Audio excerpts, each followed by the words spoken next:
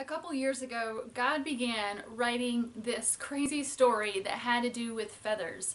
I would get to a few junctures in my journey and would find that God would confirm his direction and his presence in my life with some sort of image of a feather. And it sounds kind of crazy, but it's true. And it all came to a head in August of 2014, 3 weeks after we adopted from South Carolina Social Services, and I was having a very challenging time, and I was really seeking God for assurance, for help, for direction, if we were on the right path. And one morning my dog wanted to go for a walk, and while I was on the walk I asked God once again for his direction and asked for a feather, a physical feather, and I got not one, not two, but I found 3 feathers on that walk that morning. And for me, it once again confirmed that we were on the right path, that God was with us, and he was going to help us no matter how hard it got. After that day, I began finding all kinds of feathers, real feathers. In the past, it had been in pictures on the internet, whatnot, but these were real feathers I was finding. And the crazier thing is that other people began finding them too. Really miraculous kind of stories. It was a lot of fun.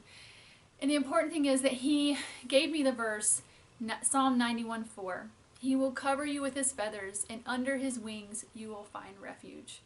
And I just believe that in all of these times, God was confirming his promises that we can take refuge in him, his protection, all of these things, his presence, that he's with us. All of these promises, and these feathers were just physical reminders of the promises in his word.